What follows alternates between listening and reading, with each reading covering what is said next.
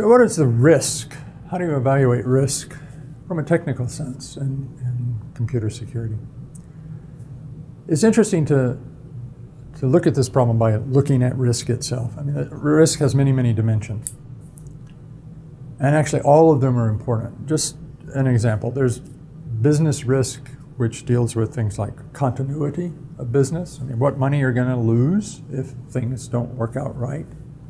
Many times the money you lose because systems go down can be used to figure out how much money you need to spend to keep them running, for example. So it's part of the idea of risk. But risk is also quite complicated because simple risk, business going down and losing things, not having the inventory on hand or whatever, pretty easy to figure out. Brand and reputation risk, what does that mean? I mean, you know what it means, but how do you figure out its value? Where do you place that? It turns out there are companies that do that for a living. They can tell you what brand risk is. If you want to contract with them, they'll be happy to tell you that, what you're likely to lose on a given breach, for example, or things of that sort. But there's also other risks. There's legal risk. A really good example is if your data is healthcare data and there is a breach, there are substantial penalties associated with HIPAA in the United States on the release of that information. That is a risk. So it has legal ramifications. There's fiduciary risk. Stockholders can sue the officers of a company if they think they didn't do their due diligence in protecting the value of the company in some way or another. All of those things are risks. There are technical risks. Now the technical risks, a little bit different, so we'll focus on those for a minute. Obviously, continuity, how things run, is part of a technical risk.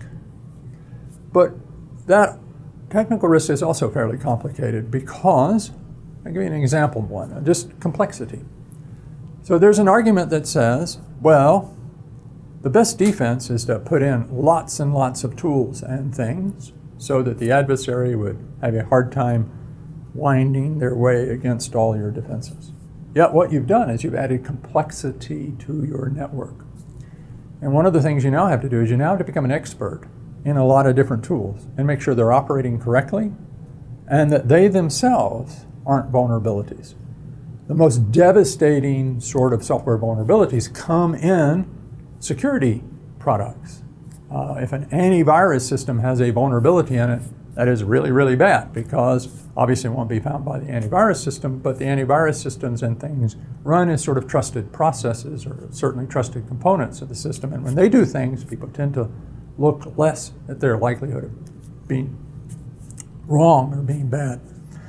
So there are technical risks associated with using more and more stuff.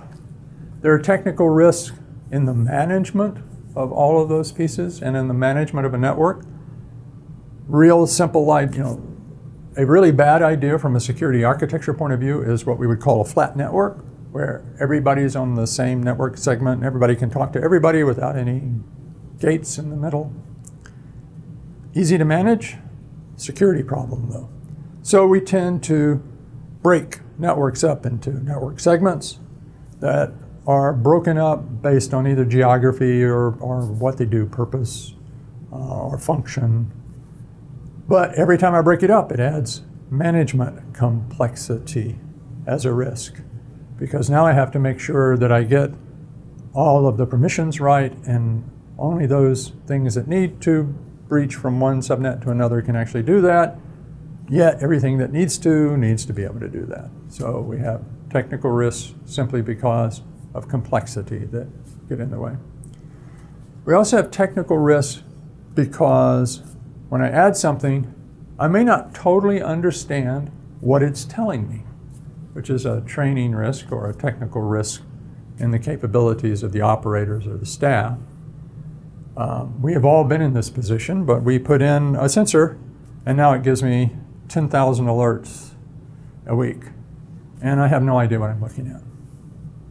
That is actually a technical risk because most likely some of those need to be looked at. But because of the sheer volume that is being produced, it's very difficult to look at. And triaging that is a very difficult process. So one of the real things we have to get to in terms of reducing technical risk is actually understanding the information we get and how useful that information is and how much effort it is in helping me be consistent with achieving that information. That is technical risk. Obviously, there's technical risk in using old software, for example, or old hardware. We know about the old software. If you're using Windows 95, that's not such a good idea, or even XP, because no longer supported. They're not kept up to date quite as well, and there are many vulnerabilities in them. So you shouldn't do that. Well, the same is true in all sort of software. Unfortunately, a lot of software that we need to worry about is stuff that we're not obviously looking at. And they include things in our embedded systems and in our management of the facilities kind of thing. So there have been breaches caused by coming in through internet-connected telephones, because the internet-connected telephones needed to be updated. They had a vulnerability in them, and people never even thought that they needed to keep the internet-connected telephone up to date. And they had no process for that. It's a technical risk. Or they're running a piece of hardware somewhere. Really good example is the air conditioning controller. And it can't be updated. It's just old hardware. Yet it has a vulnerability. So you need to know about that. There are ways to mitigate that risk by putting it on an isolated subnet, for example.